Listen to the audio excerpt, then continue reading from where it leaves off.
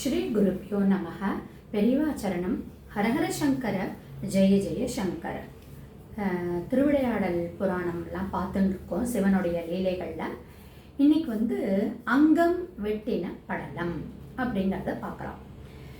ஒரு குரு, நம்ம குரு மகிமையை பற்றி நிறைய பார்த்துட்டே வந்திருக்கோம்.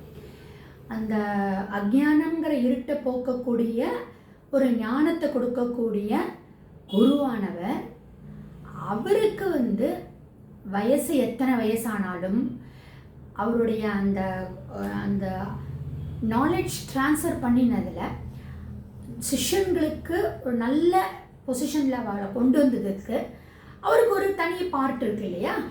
அதுக்கு நம்ம என்னைக்கா இருந்தாலும் மதிப்பு கொடுக்கணும். அவர் வயசாயிட்டார், அவர் இனிமேல் ரிட்டையர்டுன்னு சொல்கிறோம் இல்லையா? நம்ம ரிட்டையர்ட் ஆகிட்டார், அவரால் இப்போ ஒன்றும் பண்ண முடியாது அப்படி இல்லை. என்னைக்கா இருந்தாலும் அந்த குருங்கிற ஸ்தானம் அவருக்கு இருக்குது.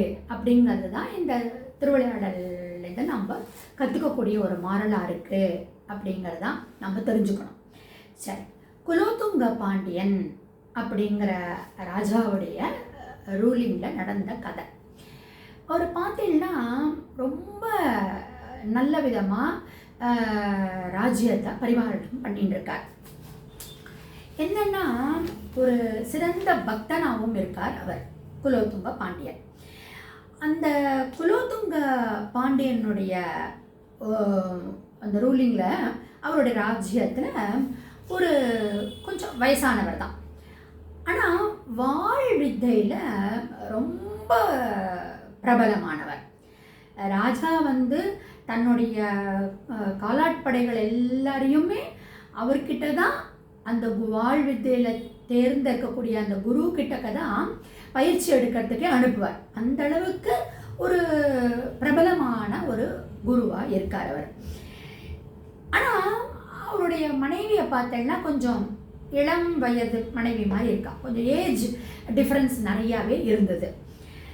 இந்த மதுரையில் தங்கியிருந்து வாழ் பயிற்சியெல்லாம் பண்ணிட்டு இருக்கார். அந்த கேம்ப் மாதிரி நடத்தின்னு இருக்கார். நிறைய சிஷ்யர்கள் அவர்கிட்ட வர, நான் சொன்ன மாதிரி ராஜாவுடைய காலாட்படைகள் எல்லாருமே அவர்கிட்ட தான் ட்ரெயின் ஆனவர். அந்த அளவுக்கு ரொம்ப பிரபலமான ஒரு வாழ்வித்தை வீரராக இருக்கார் அந்த குரு. அவர் பார்த்தீங்கன்னா சொக்கநாதரையும் மீனாட்சியும் தரிசனம் பண்ணாமல் தன்னுடைய பயிற்சியை ஆரம்பிக்கவே மாட்டார். தான் கற்றுக் கொடுக்க வேண்டிய ஒரு ட்ரைனிங்கை அவர் பண்ணவே மாட்டார்.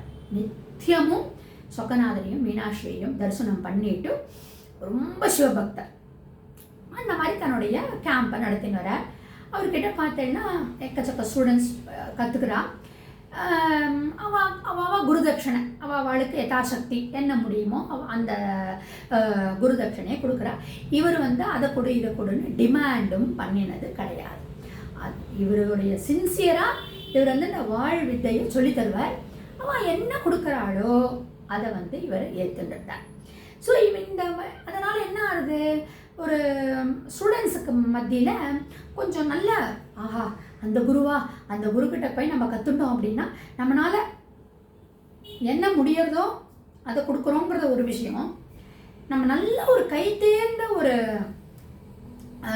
வாழ் பயிற்சியில் நல்ல ஒரு கை தேர்ந்த ஆளாக நம்ம ஆயிடலாம் அப்படிங்கிற ஒரு கான்ஃபிடென்ஸும் எல்லாருக்கும் இருந்ததுனால ரொம்ப நல்ல பேரும் புகழுமாக இருந்தார். போதும் என்ற மண்ணுவே பொன் செய்யுங்கிற மாதிரி என்ன வருதோ அதை வச்சுட்டு அவர் தன்னுடைய குடும்பத்தை நடத்தின்னு வந்தார் இல்லையா? எல்லா நாளும் ஒரே மாதிரி போயிட்டு இருந்தா அப்புறம் சிவலீலைகளுக்கு ஒரு டைம் இல்லாமல் போயிடும் இல்லையா? அதனால் என்ன ஆகுது அப்படின்னா, அந்த பயிற்சி கூடத்தில் கற்றுண்ட ஒரு சித்தன் அப்படின்னு பேருடைய ஒரு ஒரு மாணாக்கன் ஸ்டூடெண்ட் ஒருத்தன். அவனுக்கு என்ன ஆகுது அப்படின்னா, மண்டகணம் ஜாஸ்தி ஆகிடுது. ஸோ இந்த மாணாக்கானான்னு சொல்கிற மாதிரி இந்த மண்டகணம் ஜாஸ்தி ஆகிடுது. ஸோ என்னன்னா, நான் தான் த பெஸ்ட் இந்த வாழ்வீச்சு. இவரெல்லாம் என்ன குரு, அவரெல்லாம் வயசாயிடுச்சு, நான் தான் த பெஸ்ட்டு. அஃப்கோர்ஸ் அவன் சீனியர் தான். இந்த சித்தங்கிறவன் கொஞ்சம் சீனியர் தான், நிறையா நாள் கற்றுன்னு இருக்கான், சீனியர் தான், வெரி குட், வாழ் பயிற்சியில் நல்ல தேர்ச்சி பெற்றவன் தான். ஆனால் என்ன, அந்த தலகணம் வந்துடுது. குருவுக்கு மிஞ்சின சிஷ்யன் நான் தான் அப்படிங்கிற தலகணம் அவனுக்கு வந்து.